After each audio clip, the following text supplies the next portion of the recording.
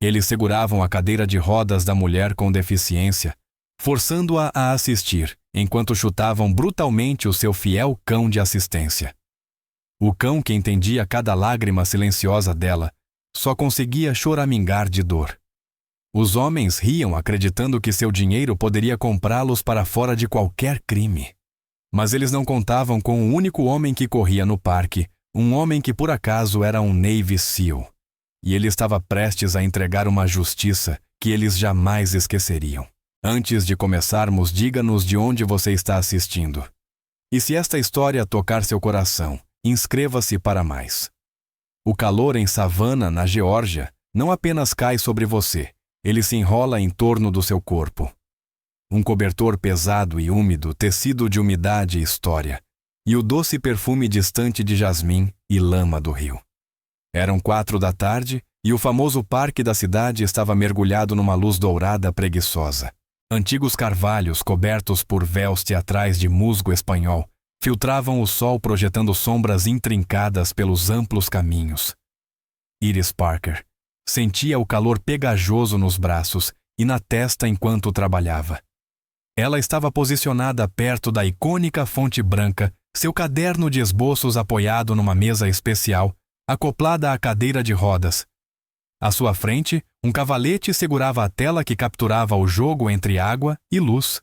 Iris, uma mulher de pouco mais de 20 anos com olhos escuros inteligentes e o cabelo preso num coque bagunçado para escapar da umidade, era pintora.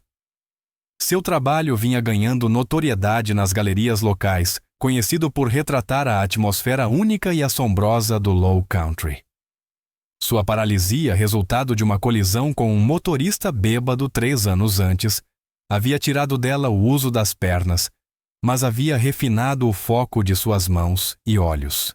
Sua cadeira de rodas leve e feita sob medida era simplesmente o modo como ela se movia pelo mundo. Ao lado dela, deitado, alerta mas relaxado na grama, estava Valor. Um magnífico pastor alemão com pelagem preta e castanha reluzente. Ele não era apenas um animal de estimação, era seu cão de serviço treinado, uma presença constante e tranquilizadora. Seu colete oficial estava fora permitindo que descansasse, mas seus sentidos permaneciam perpetuamente ativos. Ele observava turistas corredores e esquilos inclinando a cabeça ocasionalmente, mas sempre conectado ao estado emocional de Iris, um guardião silencioso. Ela fez uma pausa no pincel, estendendo a mão para coçar atrás de sua orelha macia. Está quente demais até para os fantasmas hoje, né, garoto? Murmurou ela. Valor bateu a cauda 2 vezes no chão, um reconhecimento silencioso. Era uma tarde tranquila, o tipo de quietude que deixava sua criatividade fluir.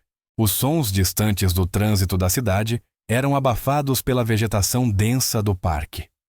A paz foi destruída não gradualmente, mas instantaneamente, pelo rugido gutural e desagradável de um motor de alto desempenho.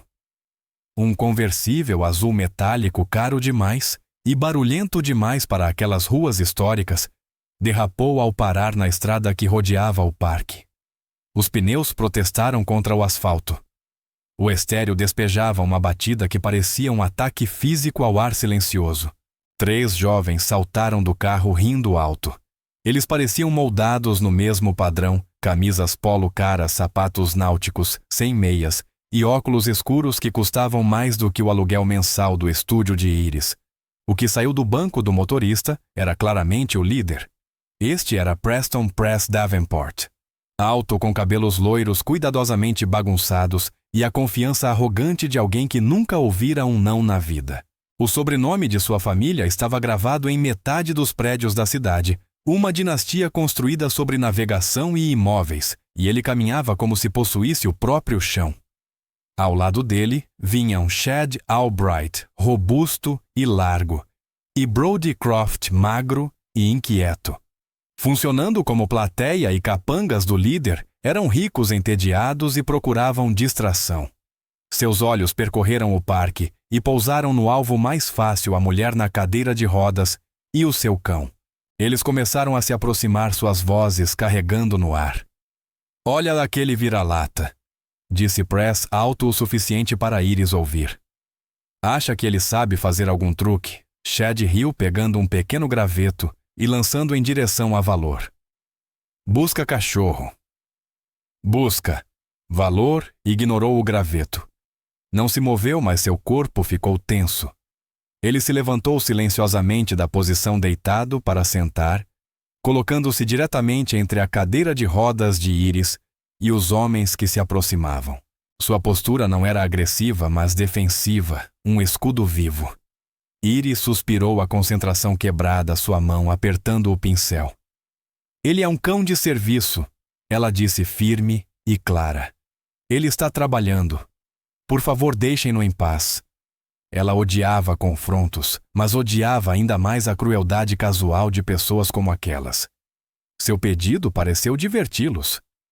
Ah, é um animal de serviço, zombou Press, fazendo aspas com os dedos. Ele deu um passo à frente, entrando no espaço pessoal de Iris. Valor não rosnou, mas um murmúrio grave vibrou nas profundezas de seu peito. Ele parece bravo, disse Brody, parando alguns passos atrás. Ele não é bravo, disse Iris, encarando diretamente Press, seus olhos travados no olhar por trás dos óculos escuros. Ele é treinado. Agora vão embora. Vocês estão nos incomodando. Por um momento, Preston Davenport IV apenas a encarou. Era um olhar de pura descrença. Ele, o herdeiro da fortuna Davenport, estava sendo dispensado por ela por uma garota numa cadeira de rodas.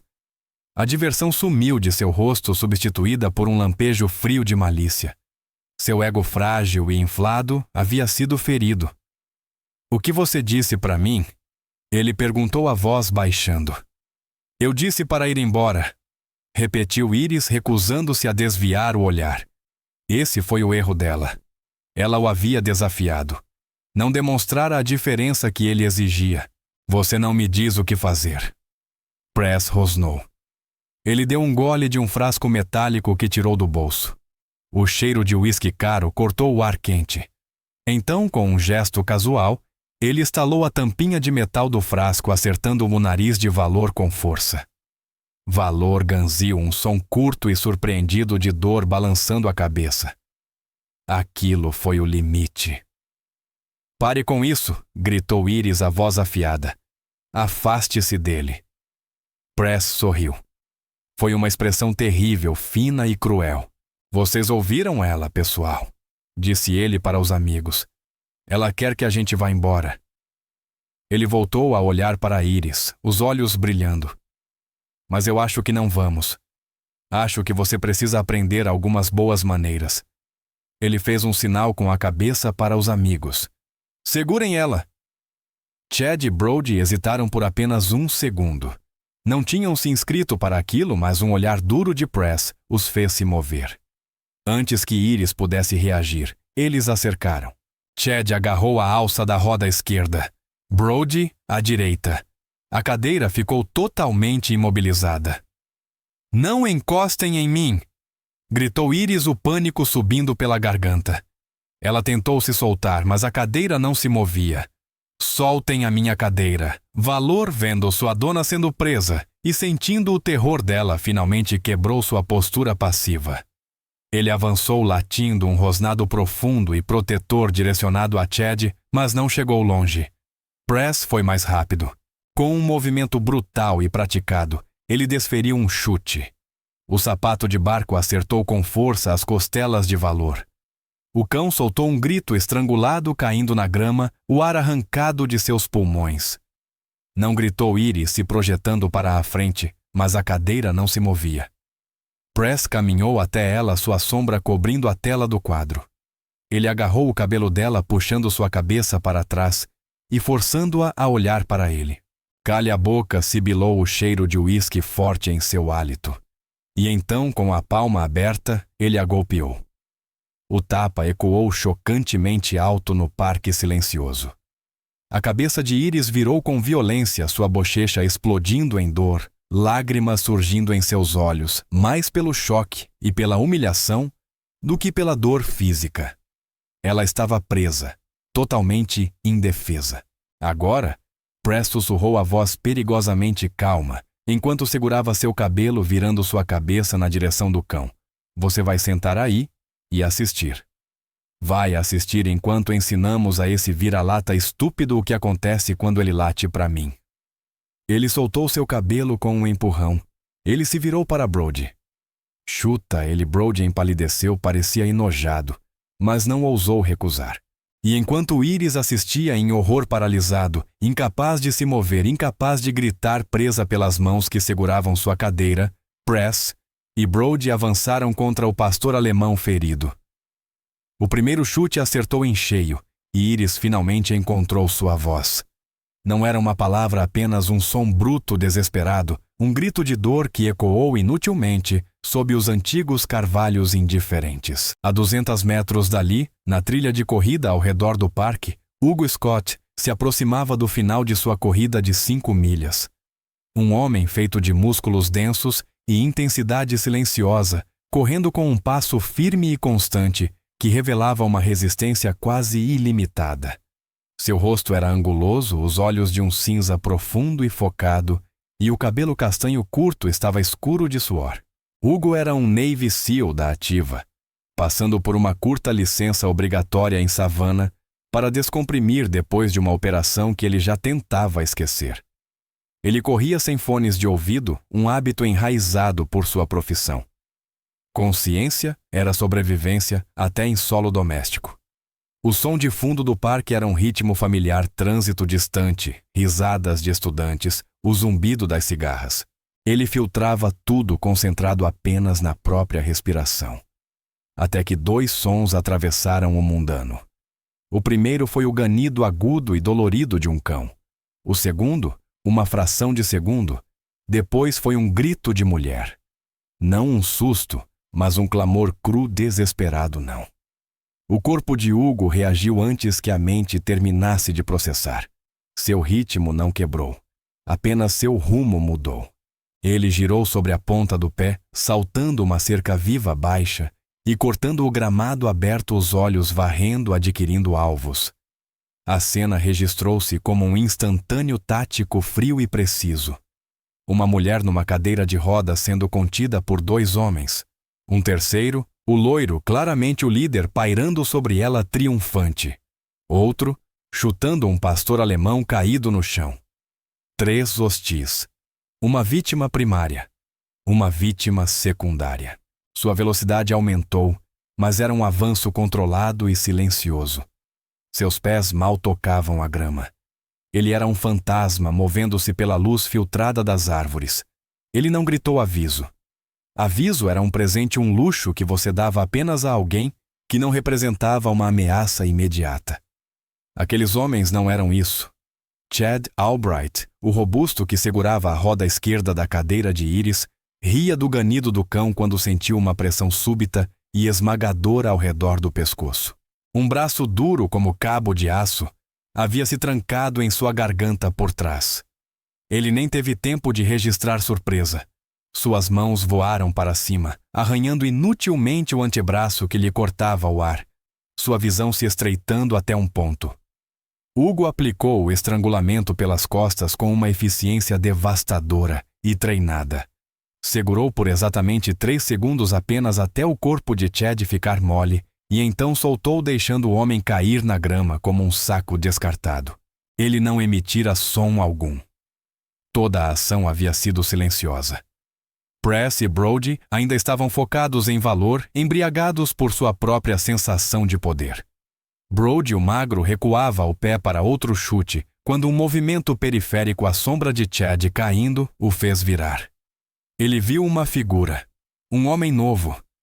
Seus olhos se arregalaram em confusão. Essa confusão era todo o tempo que Hugo precisava. Hugo não desperdiçou o movimento com um soco preparado. Deu um único passo fechando a distância e aplicou um golpe de palma direto no plexo solar de Brody. O impacto foi surdo, um thud pesado nauseante. Todo o ar dos pulmões de Brody saiu num único soluço desesperado, que sequer produziu som. Seus olhos saltaram, e ele se dobrou sobre si mesmo, agarrando o estômago enquanto caía de joelhos, incapaz de respirar, incapaz de pensar. 2 ameaças neutralizadas em menos de 5 segundos. Restava apenas uma. Preston Davenport girou o sorriso cruel, evaporando, substituído por uma expressão de choque puro, a boca entreaberta. Seus 2 amigos estavam no chão.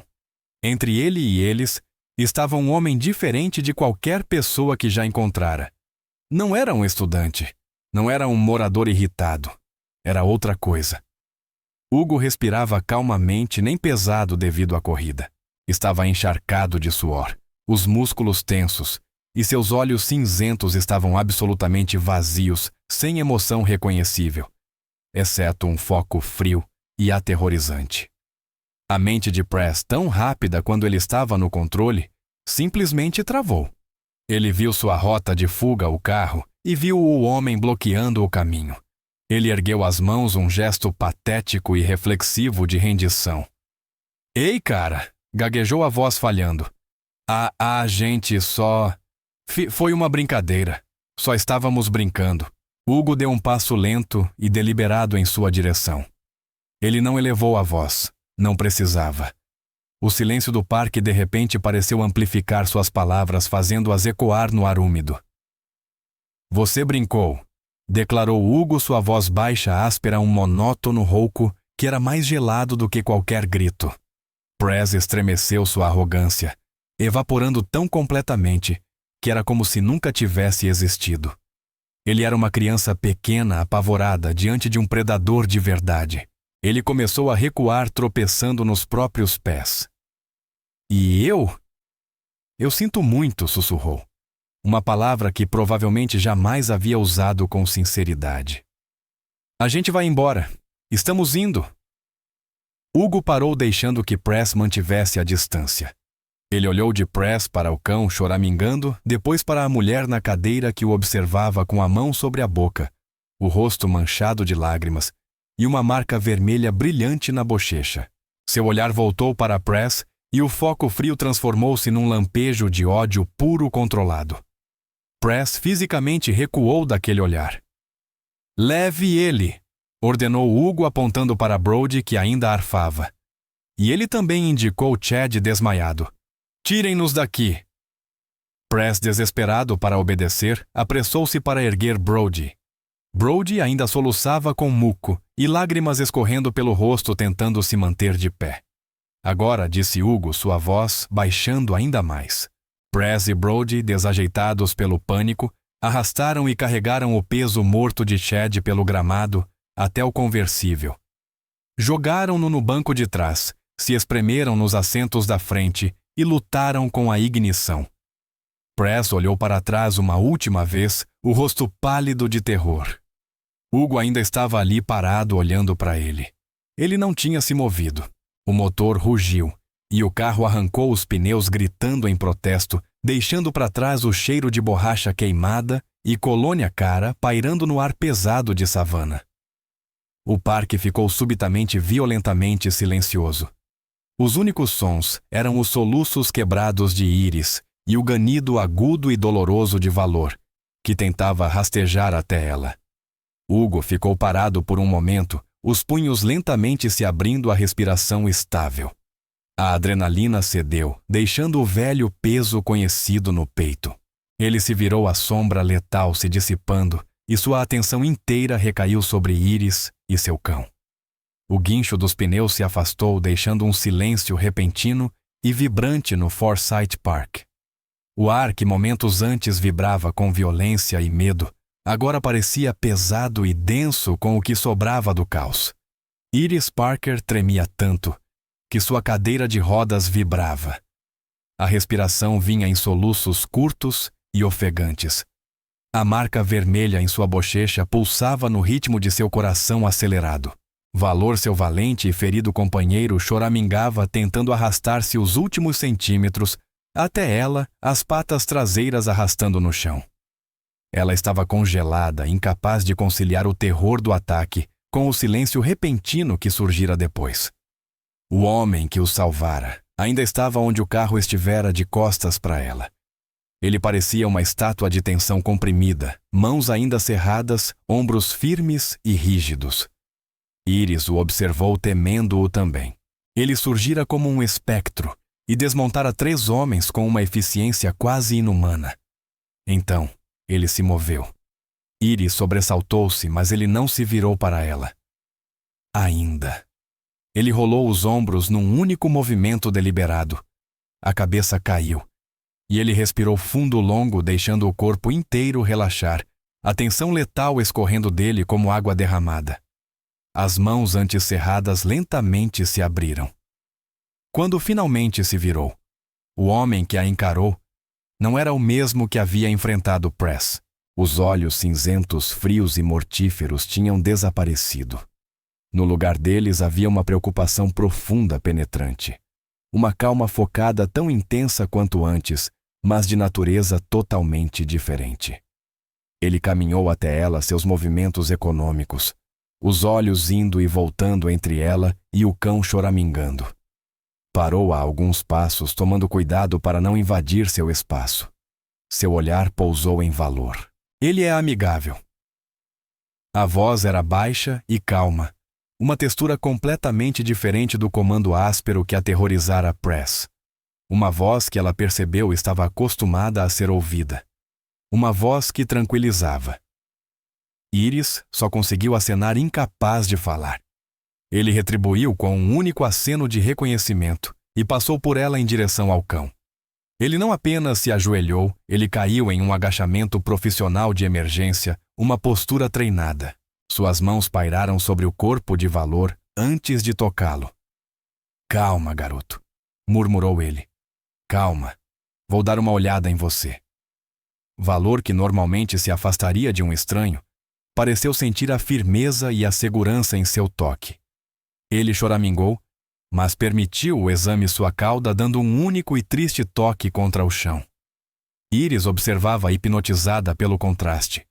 As mãos que haviam se movido com uma velocidade brutal e cegante agora eram impossivelmente gentis. Seus dedos calejados e fortes examinavam as costelas, a cabeça e as patas de Valor, com o toque leve e treinado de um socorrista. Na cintura de corrida dele, Íris percebeu agora uma pequena bolsa preta com zíper. Ele a abriu, revelando um kit de primeiros socorros individual compactado com precisão. Não era um kit de corredor comum. Parecia profissional militar. "Bom", disse Hugo, a voz calma. "Ele tem pelo menos 2 costelas quebradas. Talvez 3. Você foi forte, garoto. Aguentou os golpes." Ele puxou um rolo de bandagem de compressão autoadesiva. "Ele precisa de um veterinário de emergência imediatamente, mas isso vai estabilizar as costelas para a viagem e ajudar ele a respirar melhor." Enquanto Íris observava ele trabalhar movimentos seguros, eficientes, precisos. O choque começou a se dissipar, substituído por uma sensação profunda de desalinhamento emocional. Aquele homem era uma contradição ambulante. Um furacão de violência num segundo, um cuidador gentil no seguinte. Ele os tinha salvado. Ele tinha salvo Valor. As lágrimas que haviam ficado presas pelo medo agora fluíam novamente, desta vez, de uma gratidão tão profunda que doía. "Obrigada", ela sussurrou finalmente, a voz rouca e partida. "Eu achei que... eles..." Hugo não levantou o olhar de seu trabalho. Mantinha o foco no cão. "Eu sei", disse ele, a voz suave, mas firme. "Respire. Ele está bem. Você está bem." Eles foram embora. Ele terminou de envolver o torso de Valor, fixando a bandagem com um rasgo preciso da fita. Deu ao cão um último afago tranquilizador na cabeça antes de se levantar. Então sua atenção voltou-se totalmente para ela.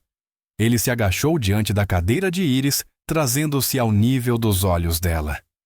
Seus olhos cinzentos analisaram seu rosto, endurecendo ao se fixarem na marca vermelha em forma de mão em sua bochecha. Ele não a tocou e ela ficou aliviada por isso. Sentia que poderia se despedaçar com qualquer contato, mas sua proximidade era intensa, focada.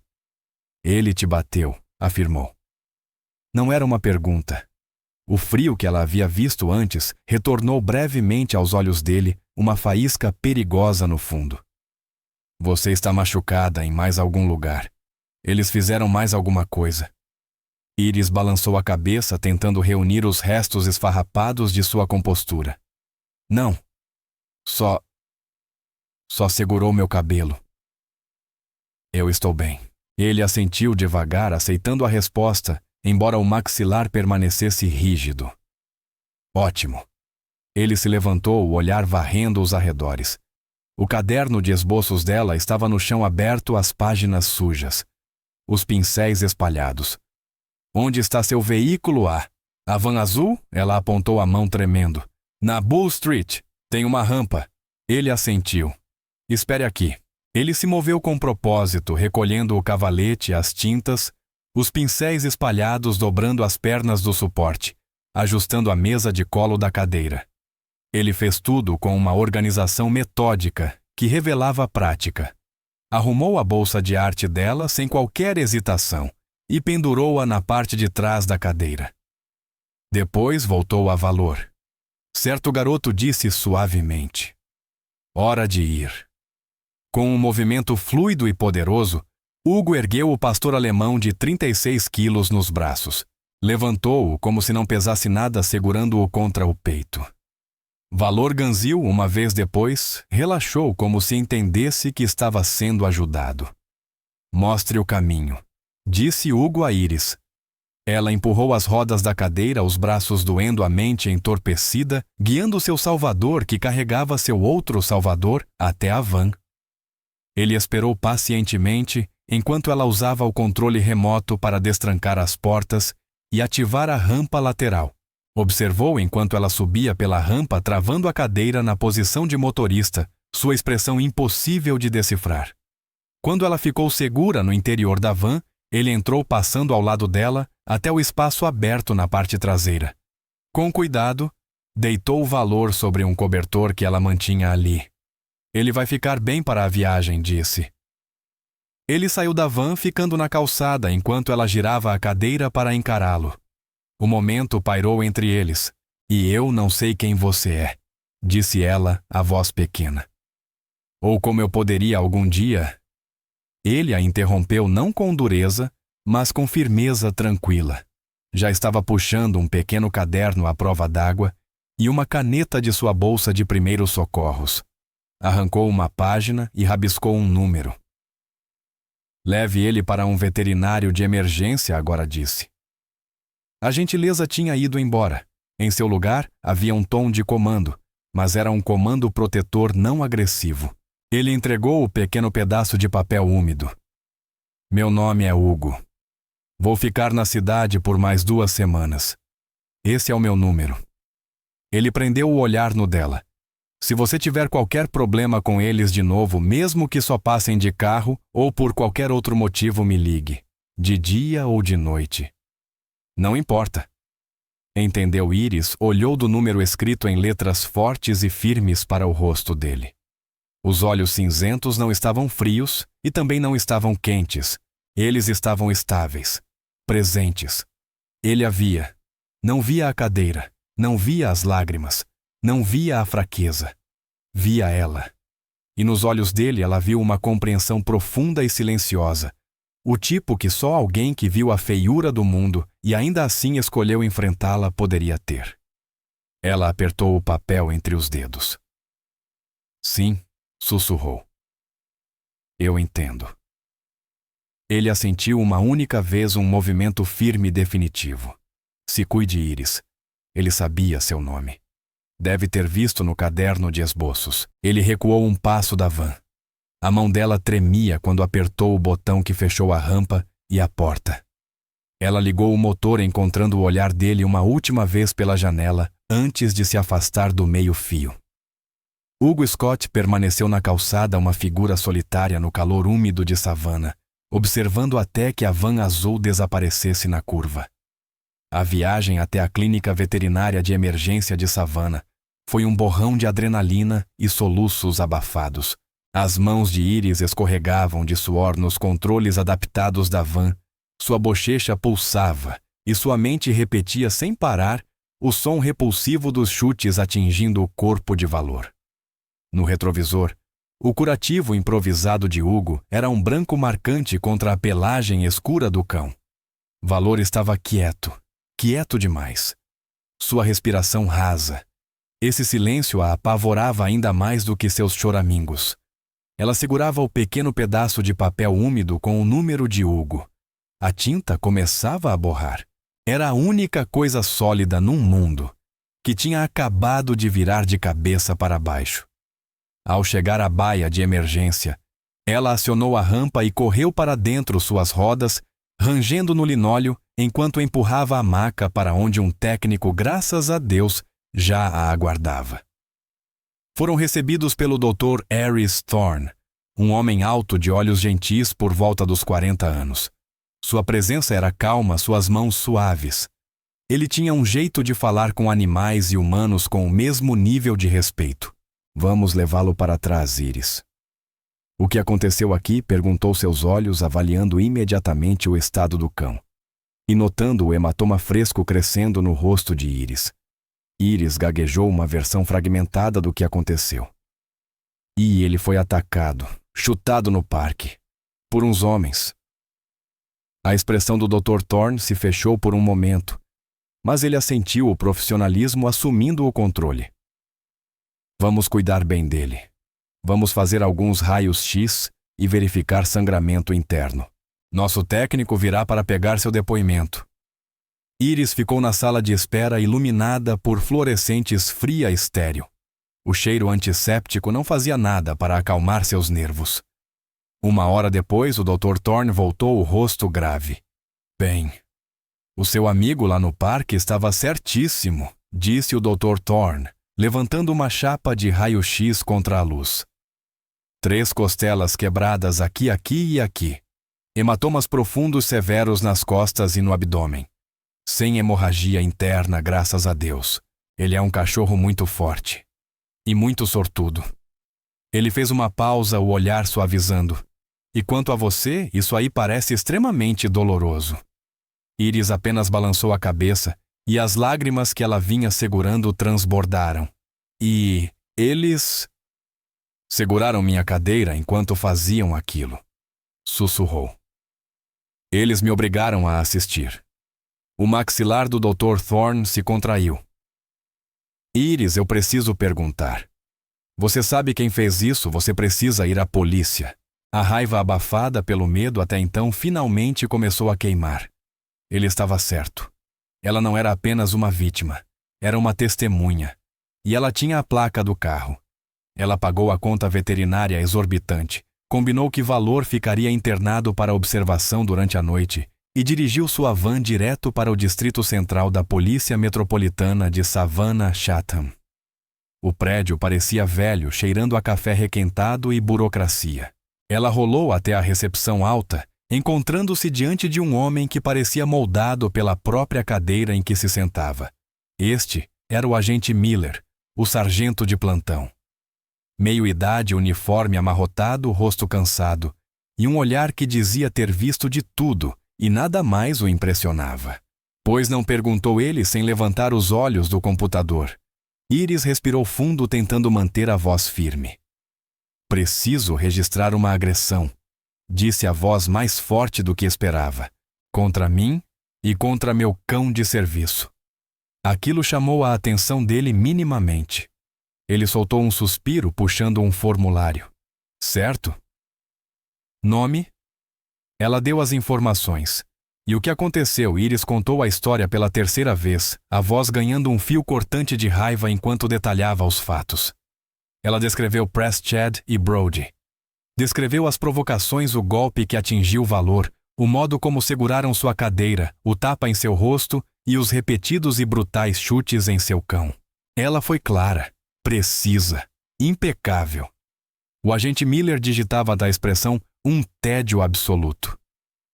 E você disse que eles estavam num conversível azul, perguntou. Sim, disse Iris, sentindo um pequeno triunfo. E eu anotei a placa. Ela leu os números do bilhete que havia escrito no veterinário.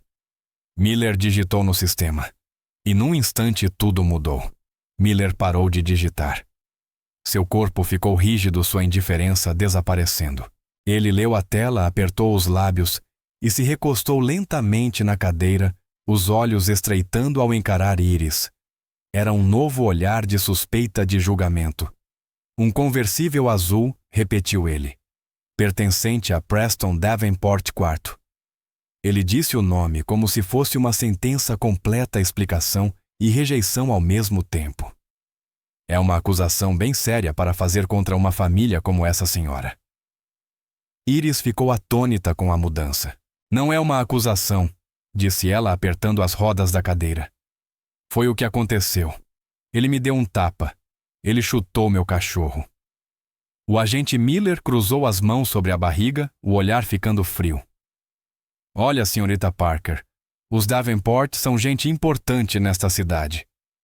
Tem certeza de que você não provocou de alguma forma?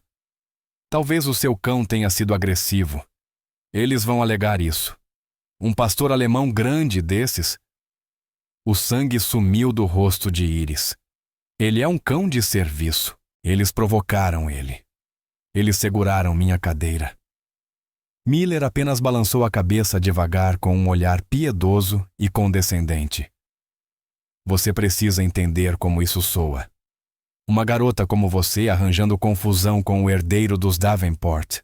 Uma garota como eu. Repetiu Iris a voz perigosamente baixa. Você quer dizer uma garota numa cadeira de rodas? Ele levantou as mãos. Só estou dizendo que é a sua palavra contra a dele. E a palavra dele tem muito peso em Savannah. Ele terminou de digitar algo, apertou Enter com um teque decisivo e fechou o relatório. Registrei, disse ele num tom finalizador. Vamos investigar. Mas os olhos dele diziam tudo.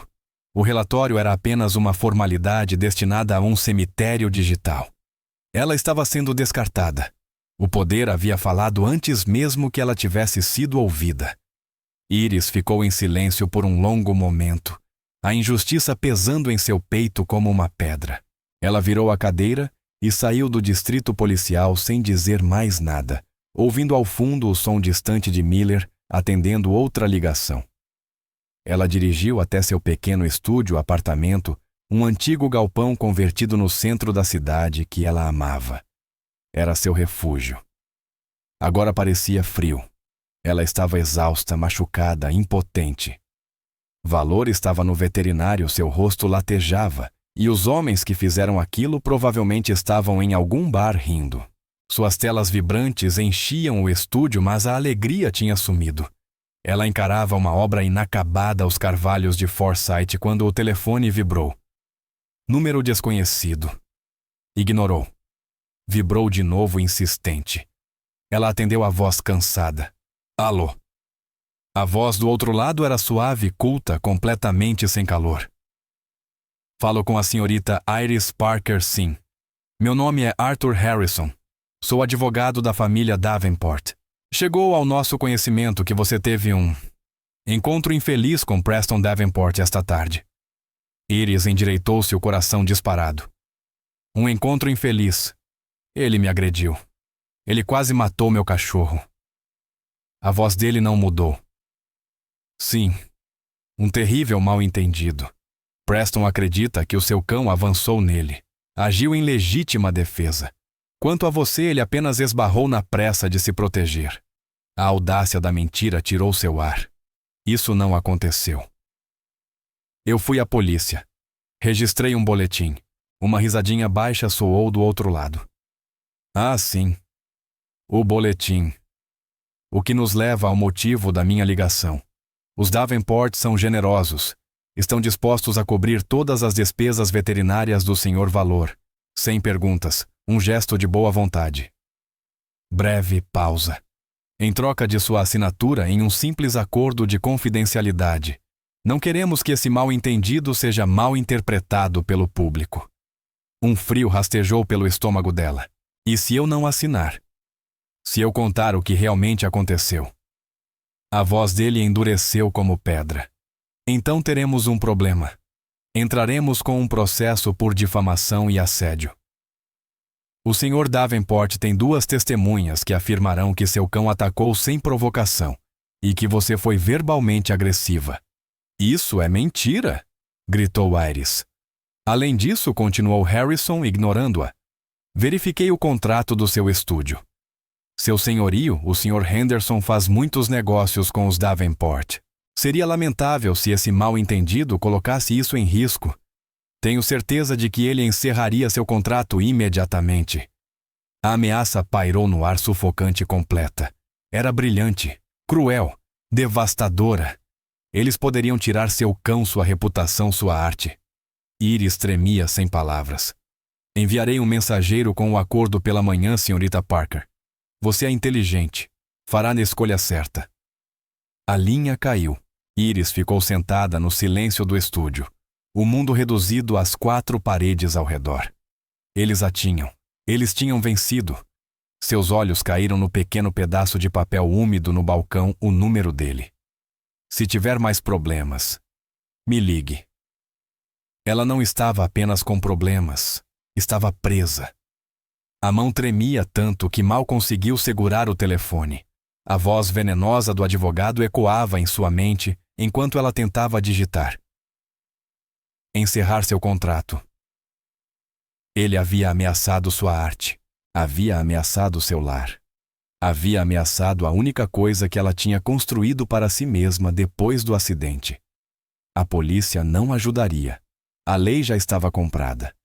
Ela estava completamente sozinha. E as paredes de seu refúgio agora pareciam as paredes de uma armadilha. Seus olhos pousaram no pedaço de papel amarrotado e úmido que Hugo lhe dera. Se tiver mais problemas, me ligue. Aquilo não era problema. Era aniquilação. Ela não estava ligando para que ele fosse seu salvador. Ela mal o conhecia.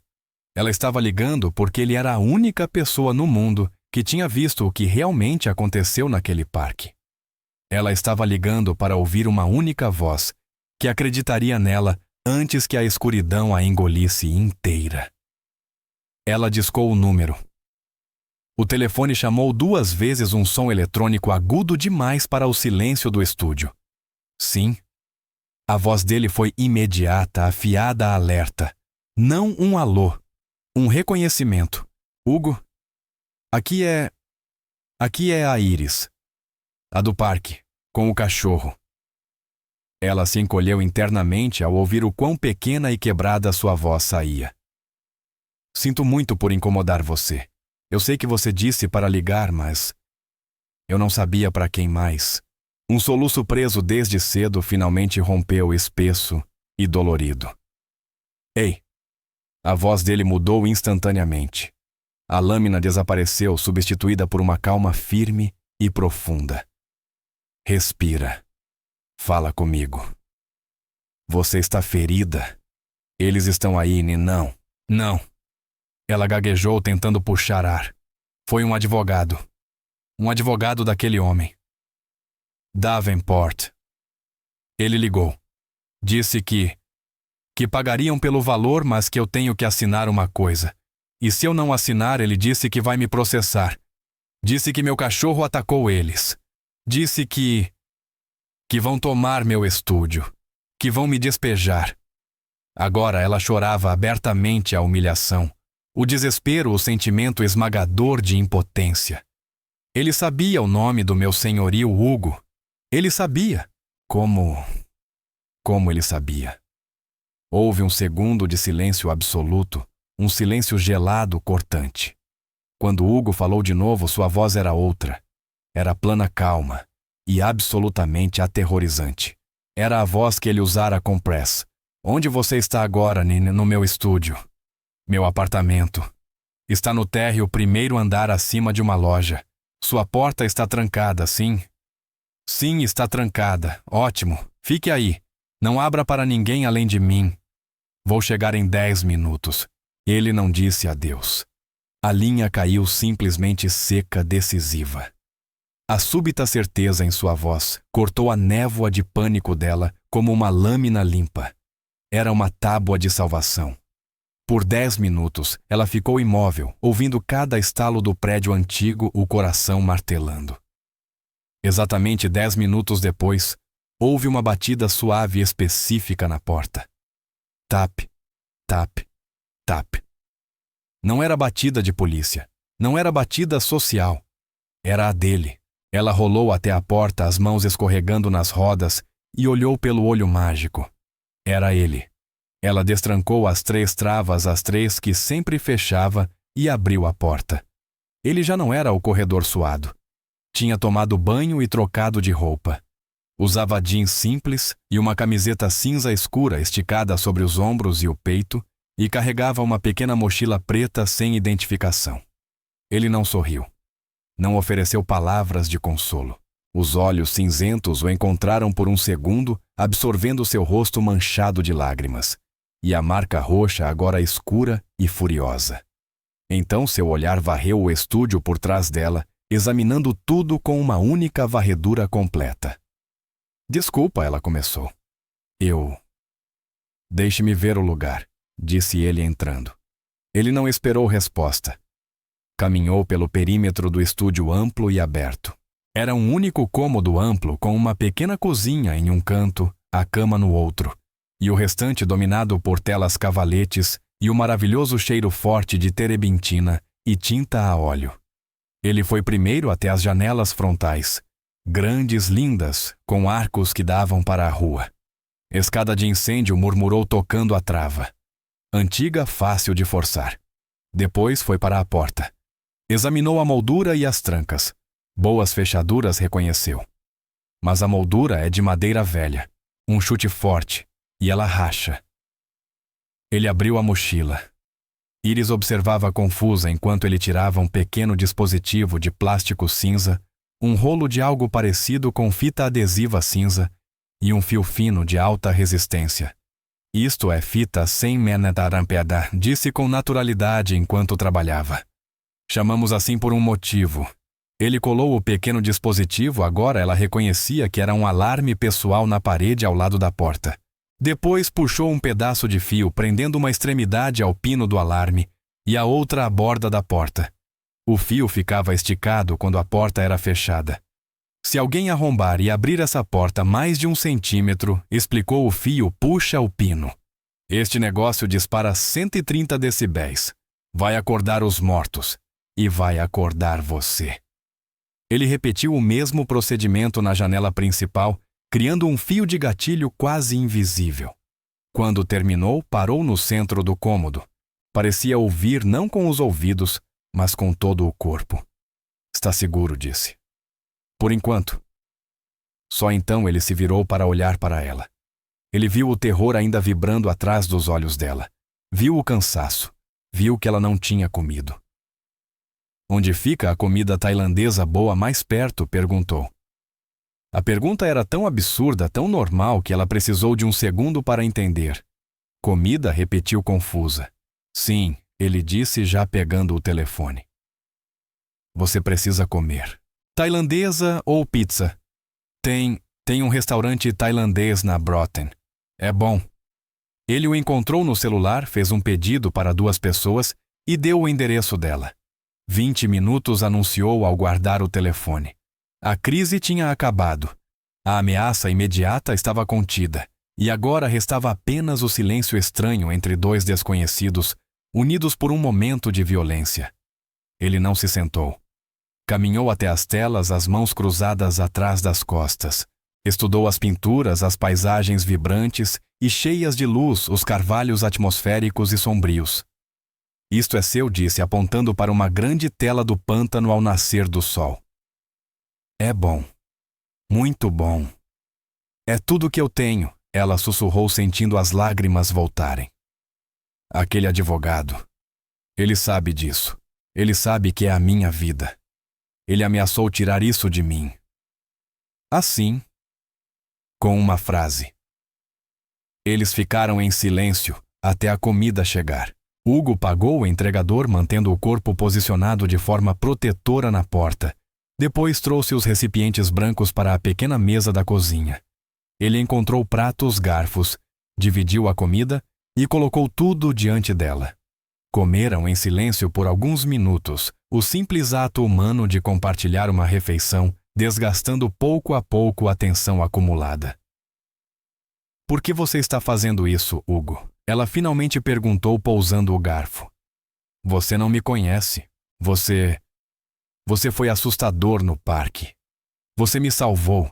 Você não precisava vir aqui. Por quê? Ele ficou em silêncio por muito tempo, encarando o recipiente de noodles como se estivesse reunindo pensamentos. Quando eu estava no parque, ele disse a voz baixa: Eu vi o rosto daquele homem. Press. Ele estava gostando. Ele adorava ver você presa. Ele adorava machucar algo que não podia revidar. Ele levantou os olhos e o cinza deles estava assombrado. Eu cresci num lugar onde vi muito aquele olhar. Homens grandes, homens pequenos, gente que gosta de quebrar coisas só para ver despedaçar. Pessoas que usam o poder não para construir, mas só para ferir. Ele olhou para as próprias mãos calejadas marcadas. Eu odiava aquele olhar. Odiava aquela sensação de impotência. Eu decidi há muito tempo que seria o homem que fica do outro lado disso. Só isso. Eu não gosto de valentões. Foi a explicação mais simples e mais honesta que ela já ouvira. Não era um discurso. Era um código. E o acidente ele perguntou a voz gentil mudando de assunto. Mas os olhos dele diziam que já sabia. Motorista bêbado, ela disse a voz plana. Ele furou o sinal vermelho. Eu era bailarina. Balé. Ela olhou para as pernas escondidas sob a mesa. Isso aqui, a pintura, era o que tinha sobrado. Foi como eu aprendi a existir de novo. Se eles tirarem isso de mim... Eles não vão, ele disse. Foi uma afirmação simples, um fato. Não era promessa, era certeza. O silêncio que caiu entre eles dessa vez era diferente. Não era vazio. Não era desconfortável. Era cheio. Iris olhou para aquele homem, esse estranho que instalara alarmes no seu estúdio, e estava ali dividindo comida tailandesa barata, e percebeu que pela primeira vez, desde a ligação do advogado, não pela primeira vez desde o acidente, ela não estava com medo. Seu coração não corria. Ela se sentia segura. E Hugo olhou para ela, para sua força, para o fogo teimoso atrás dos olhos, para o hematoma roxo em seu rosto, e percebeu com uma clareza súbita e perturbadora que aquilo não era mais um ato aleatório de intervenção. Não era uma missão, era pessoal. Preston Davenport IV não estava acostumado ao medo, estava acostumado à raiva, ao tédio e a um nível constante de desprezo casual pelo mundo ao seu redor. Mas os olhos cinzentos frios e vazios do homem no parque o apresentaram a uma nova e nauseante sensação terror verdadeiro. E aquele terror, depois de marinar por 12 horas, azedou em uma humilhação profunda e inflamada. Ele não estava apenas envergonhado. Tinha sido feito de fraco diante de Chad e Brody, e pior seu pai ficara sabendo. Mas ele não foi convocado para a vasta propriedade da família na Ilha da Esperança. Em vez disso, foi chamado ao escritório de Arthur Harrison, o advogado da família Davenport. O escritório era uma caixa estéril de vidro e aço, suspensa acima do rio Savannah, um lugar onde problemas não eram resolvidos, e sim cirurgicamente apagados. Arthur Harrison, um homem nos seus 50 anos com um terno perfeitamente ajustado e olhos tão incolores quanto granito polido, era o bisturi da família. Não foi o ato Preston, mas a execução, disse Harrison, sua voz calma, lisa, enquanto olhava pela janela. Seu pai está desapontado não por sua escolha de entretenimento, mas pela sua falta de cuidado. Você foi visto, foi gravado por transeuntes, e mais significativamente você escolheu se envolver com um homem que, segundo nossas fontes, é um operador ativo da Guerra Naval Especial. Harrison virou o rosto uma máscara de desapontamento. Você levou um ataque de birra para um tiroteio Preston. O desprezo era suave, mas mortal. Press afundou-se na poltrona de couro que custava mais do que um carro. O rosto ardia. Ele encostou em mim. Ele me humilhou. Ele neutralizou você, corrigiu Harrison, a voz afiada. Neutralizou seus amigos e neutralizou você, sem deixar uma marca que dure no tribunal. E agora a mulher abriu um boletim na polícia. Press endireitou a própria raiva, abafando o medo. Então resolva isso. Você resolveu o policial. Você ligou para ela. Agora resolva ele. Harrison quase sorriu. Um homem como Hugo Scott não pode ser resolvido com um telefonema. Ele não é um policial local nem um proprietário fraco. Ele é um ativo do Estado. Não podemos tocá-lo diretamente. Os olhos de Harrison ganharam um brilho predatório. A mulher, porém, ela rejeitou minha oferta generosa. Isso faz dela um problema. Um problema que seu pai concorda que precisa ser tratado. Ele entrelaçou os dedos. Você está com raiva. Você quer mandar um recado. Ótimo. Isto é uma oportunidade para ser estratégico. Para enviar uma mensagem que você e eu precisamos que seja enviada. Ele se inclinou para a frente. Ela tem uma fraqueza temporária. O cachorro está na clínica veterinária em observação. Ela está sozinha. Ele deslizou um cartão-chave pela mesa. O Sr. Henderson, o proprietário dela, foi lembrado de seu longo e frutífero relacionamento comercial com a Davenport Corporation. Ele entende que nas próximas 24 horas, a porta de serviço do beco pode estar com uma fechadura defeituosa. E ela, Press, perguntou a empolgação cruel crescendo. Ela precisa sair em algum momento, disse Harrison. Leve seus amigos. Seja rápido. Seja silencioso. E desta vez, Preston, tente não ser um idiota. Na manhã seguinte, Iris sentiu um lampejo de algo que não sentia há dias normalidade. Ela tinha falado com Hugo ao telefone, uma ligação curta tranquilizadora. Ele verificara como ela estava a voz calma e firme. Os fios alarmes que ele instalara na porta e na janela da escada de incêndio lhe davam uma sensação frágil de segurança. Valor estava se recuperando bem. Dr. Thorne dissera que ela poderia buscá-lo à tarde. Mas ela estava sem comida, sem café. Não podia ficar trancada para sempre. Ela verificou o beco pela janela. Vazio. Verificou a rua. Silenciosa. Era só uma ida simples ao mercado 2 quarteirões distante. Trancou a porta com 2 fechaduras. O fio fino do alarme de Hugo estava esticado e reconfortante. Voltaria em 20 minutos.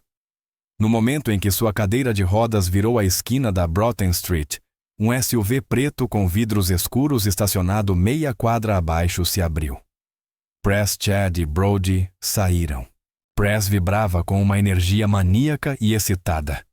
Ok, sibilou. Chad vigia a rua. Brody vem comigo. Harrison disse à porta do beco. Moveram-se rápido entrando na viela estreita atrás do prédio.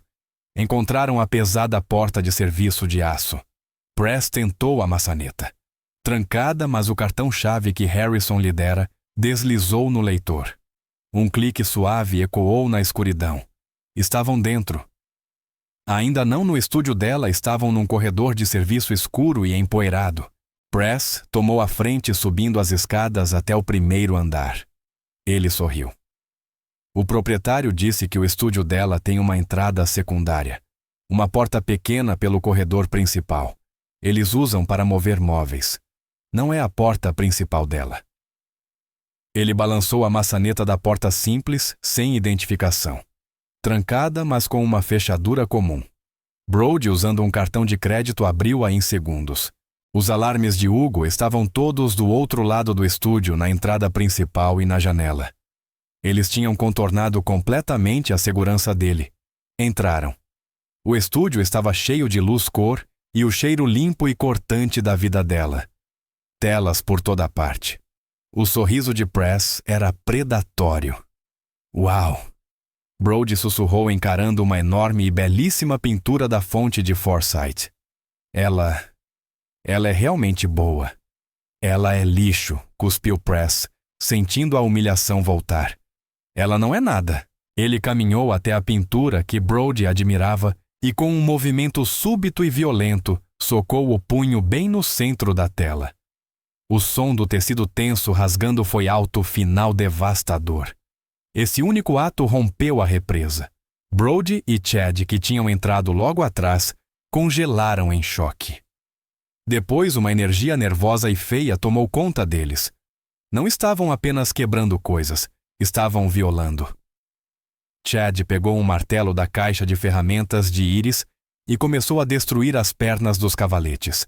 Brody, ao ver os frascos de pigmentos vibrantes, riu e começou a arremessá-los contra as paredes, criando explosões grotescas vermelho-cádmio, azul ultramarino, salpicando como sangue colorido. Press atacou as telas finalizadas prontas para a galeria. Ele puxou o estilete que Iris usava para esticar pano e começou a rasgar tudo. O retrato da mulher gula foi obliterado. O pântano ao amanhecer foi cortado em tiras. Em 3 minutos, o estúdio era um furacão de destruição terebintina, derramada madeira quebrada e sonhos mortos. Ok, arfou Brody, o medo substituindo o frenesi. Ok, Press, vamos. Já deu? Espera, disse Press. Os olhos dele brilhavam com prazer doentio. Falta uma coisa. Ele tirou uma lata de spray vermelho, caminhou até a grande parede branca e agitou a lata. Depois escreveu em letras enormes e escorridas a única coisa capaz de destruí-la mais do que as telas. Iris voltou 15 minutos depois, uma sacola de compras no colo, quase sorrindo ao pensar em valor. Chegou à porta, viu o fio do alarme intacto e se sentiu segura. Destrancou as trancas, abriu a porta e parou. O cheiro químico do spray tomou suas narinas. Ela levantou os olhos e viu o impossível, seu mundo transformado em ruínas.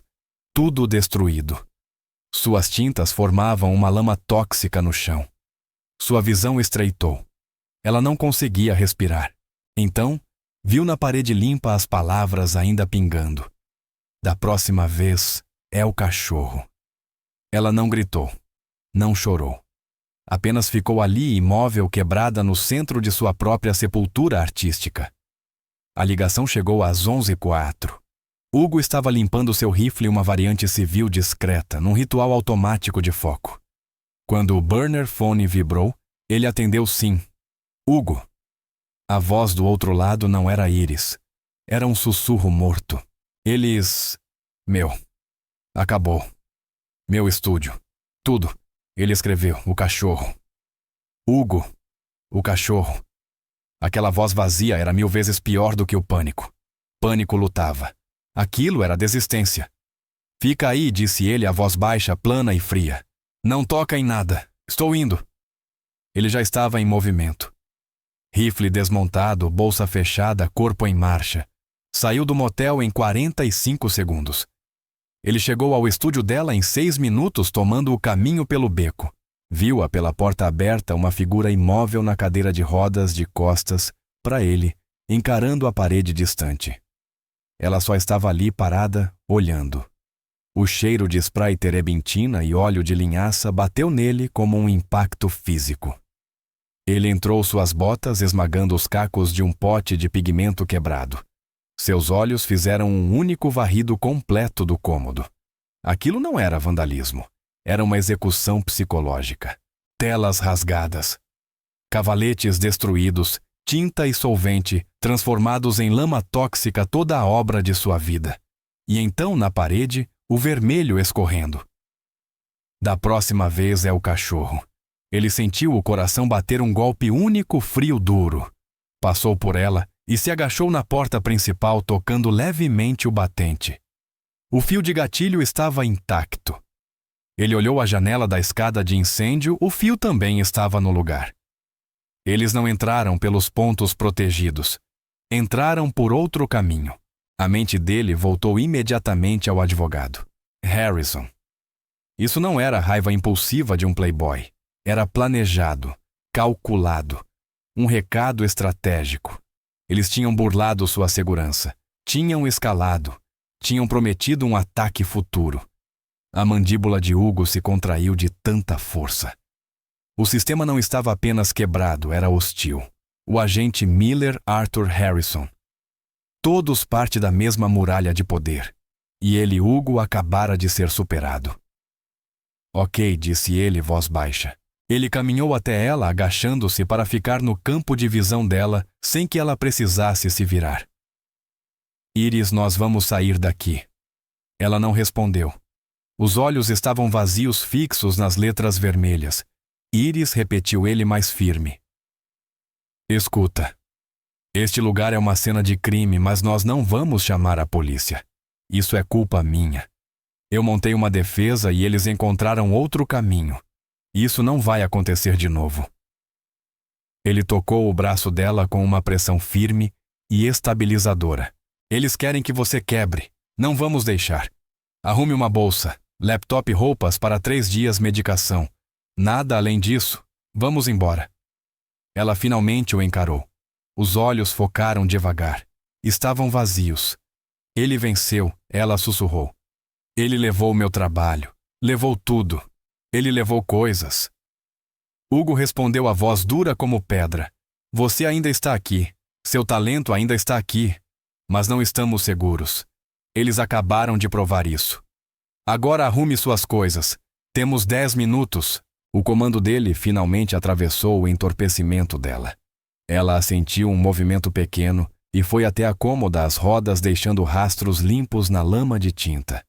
Enquanto ela arrumava a bolsa, Hugo foi até o carro alugado e pegou uma maleta rígida preta, o kit verdadeiro. Trouxe para dentro. Retirou um pequeno dispositivo magnético, um rastreador GPS com áudio. Também pegou um microfone direcional de alta sensibilidade. Ele tinha terminado com a defesa. Ele levou Iris para um novo local, um motel anônimo de rede fora da I-16, longe do centro histórico e de sua teia de influência. Pagou em dinheiro usando um nome que não era seu. Fique aqui, disse ele, o olhar intenso. Mantenha a porta trancada. Não use o Wi-Fi. Não ligue para ninguém. Só eu vou bater nesta porta. Eu preciso buscar o seu cachorro. Ele a deixou ali, um fantasma, em um quarto bege, e dirigiu direto até a clínica veterinária. O Dr. Thorne estava na recepção. Vim buscar o valor, disse Hugo. O veterinário, o homem de olhos gentis, olhou para Hugo. Realmente olhou, e viu o novo fogo frio em seu olhar. Está tudo pago, disse Dr. Thorne baixinho. Um benfeitor anônimo. Transferência bancária de um escritório de advocacia. Harrison. Os músculos das costas de Hugo se contraíram. Ele ainda está se recuperando, mas está móvel. Precisa descansar. Ele vai descansar, disse Hugo. Um técnico trouxe valor. O cão estava fortemente enfaixado na barriga, mas os olhos estavam brilhantes. Ao ver Hugo, o rabo bateu num movimento fraco feliz. Vamos, garoto, murmurou Hugo coçando sua orelha. Valor era seu parceiro agora. E a isca. Hugo não voltou para Iris. Voltou para a cena do crime. Ele e Valor entraram no estúdio destruído. O cheiro era quase insuportável. Valor choramingou sentindo a violação o nariz se contraindo com o fedor químico. Calma, sussurrou Hugo. Estamos só esperando. Ele sabia que voltariam.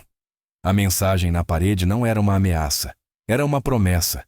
Eles achavam que Iris estava quebrada e longe. Achavam que o cachorro era um alvo fácil, mas não sabiam que ele ainda estava lá. Ele precisava saber quando. Hugo deixou Valor no estúdio, armou novos fios de gatilho, agora muito mais sofisticados, e foi caçar. Encontrá-los foi fácil.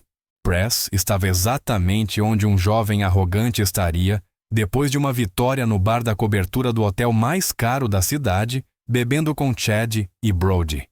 Eles estavam altos, triunfantes e bêbados. Hugo estava sentado em seu carro do outro lado da rua, o microfone direcional no colo, o fone de espuma firme no ouvido. Ele apenas escutava. Ouviu os 3 se gabarem, reviverem a destruição, rirem da expressão dela ou da expressão que imaginavam que ela teria. A respiração de Hugo permaneceu lenta e estável. Ele só estava coletando informações.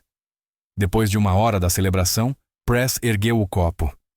Há uma mensagem enviada, ele murmurou arrastando as palavras. Tô dizendo acabou. Ela sumiu. O cara do Harrison confirmou que ela saiu com uma mala. Nem chamou a polícia. Tá apavorada, quebrada. E aquele cara perguntou Chad ainda tenso. O do Parque Press zombou. Deve estar com ela. Ele tá de licença. Não pode fazer nada. Deve estar a 100 milhas daqui, morrendo de medo de se meterem em encrenca. Ele bebeu mais um gole longo. Mas não terminamos. Aquela mensagem "Next time it's the dog". Harrison ligou para o meu pai. Disse que o veterinário ligou de novo perguntando da conta final. O cachorro tá lá, sozinho. A garota se mandou. O Seal sumiu. O cachorro tá só sentado lá. O sangue de Hugo gelou. A ligação tinha sido uma armadilha. Harrison havia preparado tudo. Tinha fornecido a Press exatamente o que ele queria ouvir. Press levantou-se cambaleando a voz alta e bêbada. Falei. Ela largou ele lá igual eu disse. Então o plano é esse, a gente vai agora. A gente pega o vira-lata, leva ele para Thomad Bridge e joga lá de cima. Fim da história. Bora. Hugo não esperou ouvir mais nada. Já estava ligando o carro. Eles achavam que estavam indo buscar um cachorro indefeso. Achavam que iam para a clínica veterinária. Mas Hugo era mais rápido. Ele correu de volta ao estúdio. Tinha talvez 15 minutos. Entrou movendo-se com precisão fria. Valor estava deitado perto da porta-alerta. Ok, garoto, sussurrou Hugo. Temos companhia. Ele desligou a energia de todo o estúdio, mergulhando o lugar na escuridão urbana profunda. Escolheu um canto mais escuro, sentou-se contra a parede, a maleta Pelican aberta aos pés. Valor se aproximou em silêncio, deixando escapar um rosnado baixo dolorido. A mão de Hugo repousou no pelo dele. Shh. Ainda não. Ele esperou imóvel, respirando baixo, sincronizado com o silêncio do prédio. Ele era uma criatura da escuridão. Ali dentro era o predador máximo. Escutou. Ouviu o rangido distante da porta de serviço do beco a que Harrison mandara destravar. Ouviu as vozes abafadas e irritadas de 3 homens no corredor de serviço. Eles estavam frustrados. A visita à clínica tinha sido um fracasso, como Hugo previra. Ouviu o clique de um cartão deslizando na fechadura da porta secundária do estúdio. Depois, a trava cedeu. Valor estava trancado no pequeno banheiro sem janela, exatamente como Hugo havia planejado. O cão era a isca, mas também seria a testemunha final. A porta se abriu. 3 silhuetas escuras mais negras que o breu ao redor recortaram-se contra a fraca luz do corredor e entraram afundando a sala em escuridão total novamente. Eu disse que ele estaria aqui? Sussurrou Press, cheio de frustração. Ela deixou ele. O covarde abandonou o cachorro. Só encontra logo, murmurou Chad nervoso. Esse lugar me dá arrepios. 3 feixes de luz-lanternas de celular cortaram a escuridão. Era o erro que Hugo esperava. Eles destruíram a própria visão noturna e criaram 3 alvos brilhantes. Espalhem, comandou Press. Cozinha Brody. Chad os cavaletes. Brody, o mais magro, foi o primeiro a se mover, o feixe tremendo sobre as telas destruídas. Ele estava nervoso demais, rápido demais. Passou pelo escuro onde ficava a cozinha. Hugo se moveu. Uma sombra se desprendendo de outras sombras. Ele não veio por trás, veio pelo lado, surgindo no caminho de Brody. Brody arfou a luz subindo e iluminando o rosto impassível de Hugo por um piscar de olhos. Foi a última coisa que viu. A mão de Hugo desceu como um machado firme, acertando o lado do pescoço dele. Um golpe braquial. Um choque direto no sistema nervoso. O celular caiu. Brody tombou como um boneco sem cordas, sem emitir som algum. Hugo pegou o telefone antes que escurecesse, guardou-o no bolso e arrastou o homem inconsciente para trás de um grande biombo virado, prendendo suas mãos com uma abraçadeira reforçada. 1 a menos. Brody! Chad chamou do outro lado da sala, a voz tensa. Derrubou alguma coisa, Brody. Ele estava entre os cavaletes destruídos, o feixe de luz tremendo. Press, eu não. Brody. Ele deve estar bem, seu idiota. Press sibilou do centro da sala. Ache o cachorro. Chad tentou parecer corajoso enquanto avançava. Brody responde. Ele era o grande do grupo, o músculo, mas a lanterna tremia em sua mão. Hugo, usando os móveis quebrados como cobertura, circulou silenciosamente ao redor dele. Depois, fez um som leve, o arrastar de uma bota, a 3 metros à esquerda de Chad. Chad girou. Nada. Quem tá aí? Era o suficiente. Hugo fechou a distância pela direita. Não golpeou, agarrou. Sua mão esquerda prendeu o pulso direito de Chad, o que segurava o telefone, enquanto sua mão direita travou no cotovelo. Um bloqueio articular brutal torceu o braço em um ângulo impossível. Chad rugiu de dor, deixando o telefone cair. Hugo usou o impulso do próprio homem para girá-lo e arremessá-lo de rosto no chão. Um joelho entre as omoplatas encerrou a luta. Para, por favor. Chad arfou no chão manchado de tinta. Outra abraçadeira. 2 a menos. Só restava Press. Ele estava sozinho, o feixe de luz dançando descontrolado. Chad, o que está acontecendo? Isso não tem graça. Ele respirava em soluços em puro pânico, recuando em direção à porta. Então do banheiro veio o som que Hugo esperava. Um gemido suave. Valor ouvindo a confusão. O cachorro! Press sussurrou o pânico, dando lugar à maldade. Ele girou lanterna fixada na porta do banheiro. Aí está você.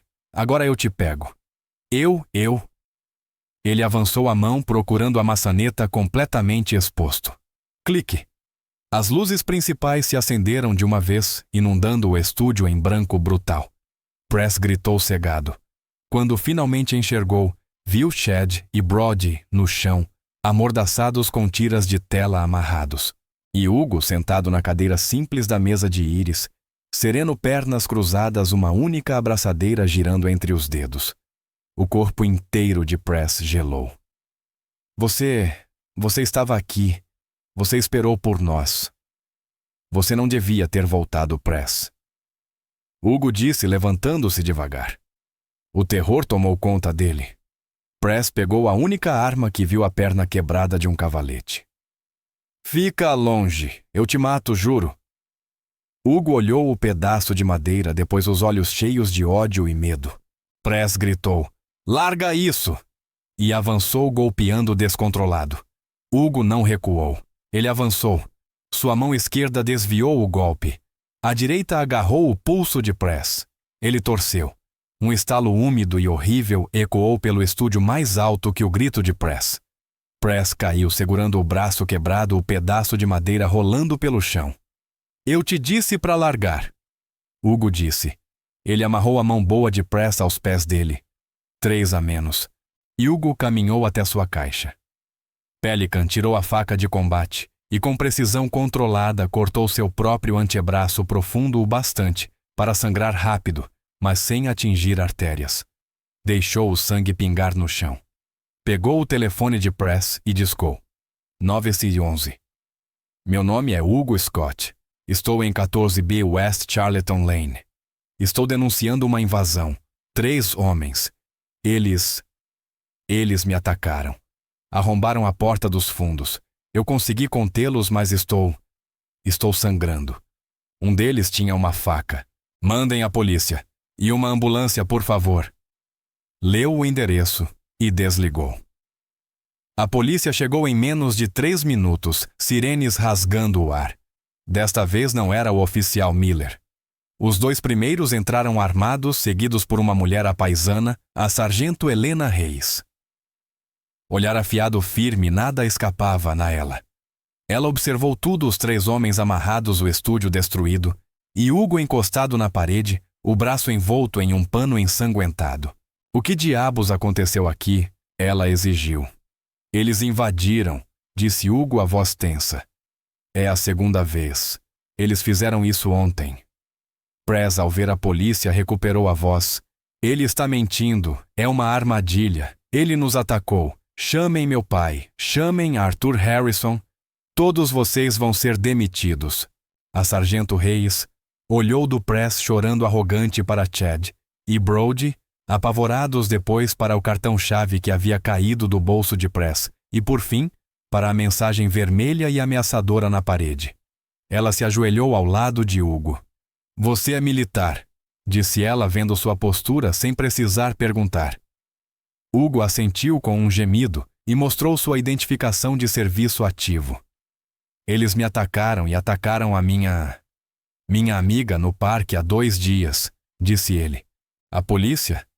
Eles não ajudaram. E esta foi a segunda tentativa. Eles vieram pelo cachorro. O rosto de Reis endureceu. Ela entendeu imediatamente. Ela se levantou e olhou fixamente para Press. Você está preso por invasão, agressão agravada e violência contra um agente federal. Você pode ligar para o seu advogado da cela de detenção. O sol começava a atingir o céu de um cinza pálido e machucado, quando Hugo finalmente voltou ao motel. Ele usou a chave e entrou silenciosamente. Iris estava acordada, sentada na cadeira de rodas, o rosto pálido. Valor dormia aos pés da cama. Ela havia esperado a noite inteira. Quando ela o viu, seu peito apertou a camiseta rasgada e manchada, o braço enfaixado de forma profissional. Acabou? Ela perguntou. Não era uma pergunta. Acabou? Ele confirmou. Eles foram presos, pegos em flagrante na invasão, na agressão contra mim e com todas as provas no estúdio. Nem a família deles pode apagar isso. Iris olhou apenas para o braço dele.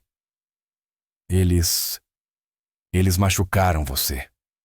É só um arranhão, ele disse, descartando o assunto. Hugo sentou-se na beira da outra cama, o peso das últimas 48 horas, finalmente cobrando seu preço. A luta havia terminado. O silêncio no pequeno quarto bege era absoluto. Iris aproximou a cadeira. Sua mão trêmula esticou-se. Ela não tocou no ferimento.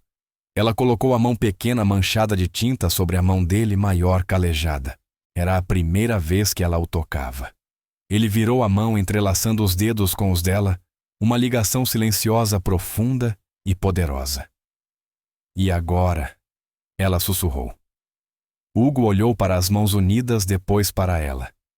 Pela primeira vez, ela viu a frieza em seus olhos cinzentos desaparecer, substituída por algo novo, algo muito parecido com paz. Agora, disse ele, a gente descansa. Se esta história de coragem e justiça tocou o seu coração, compartilhe com alguém que precisa ouvir esta mensagem de esperança e se inscreva no nosso canal para mais histórias que inspiram e elevam. Queremos ouvir você.